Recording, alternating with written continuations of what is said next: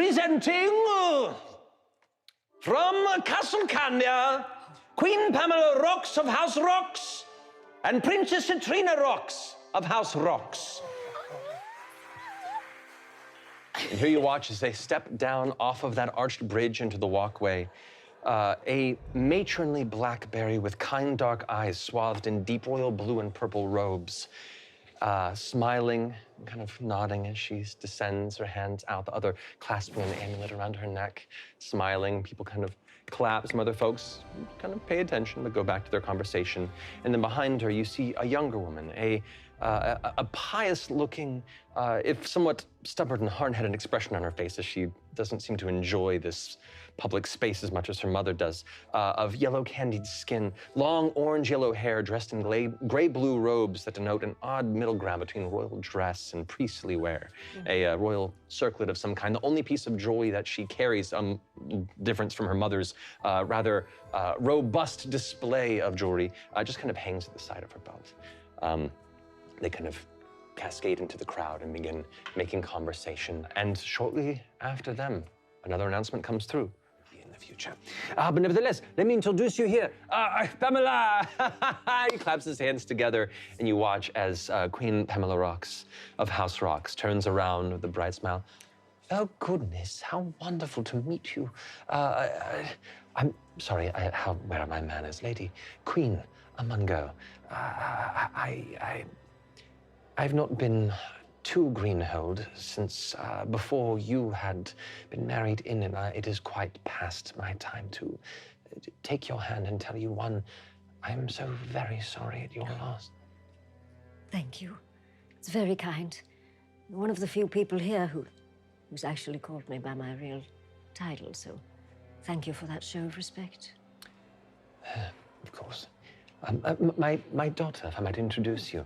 As she turns around, you see Citrina is currently arms crossed and just kind of looking over in the direction of the Archbishop with kind of a longing gaze and kind of fiddling with her fingers before turning to you and placing what looks to be a small tome deep within her robes again.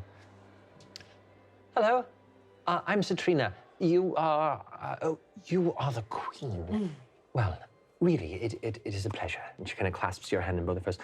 May the great bulb above look upon your journey ahead, and all of us, in a pious gaze of the light, find a better future for all of us. Oh, I thank you, child.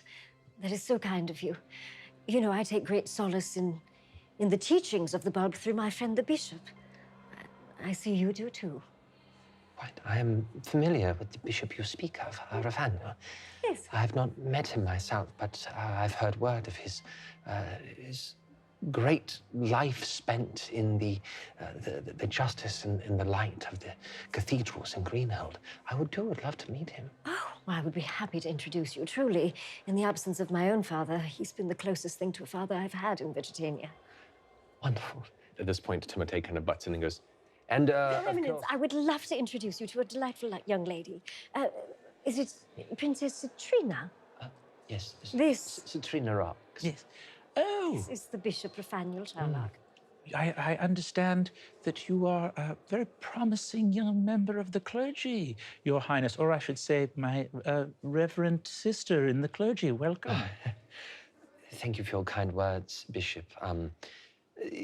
As you know, the Bulbian faith is not quite as well rooted in Candia, but I am one who carries that torch with me.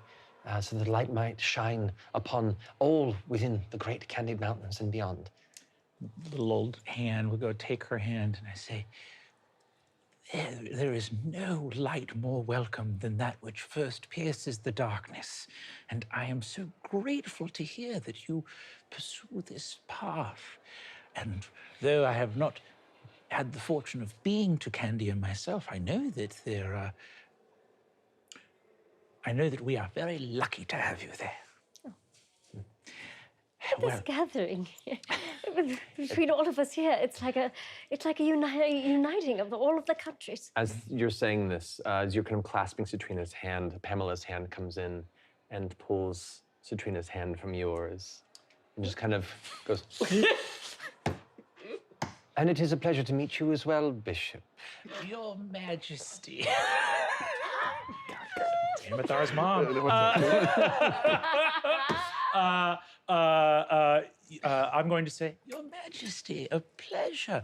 We are so very fortunate to have your daughter's ministrations within the clergy. And I understand that your station there as a Bulbian yourself. It's a pleasure to know. And if there is ever any support, a humble bishop as myself, I've been ministering to the needs of Greenhold for some time now. But know that the bulb above shines brightly on your blessed family.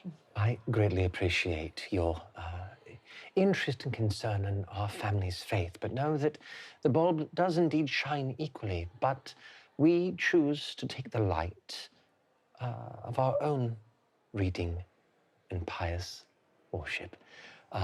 Citrina and myself and many others have taken quite lovingly to the Book of Leaves.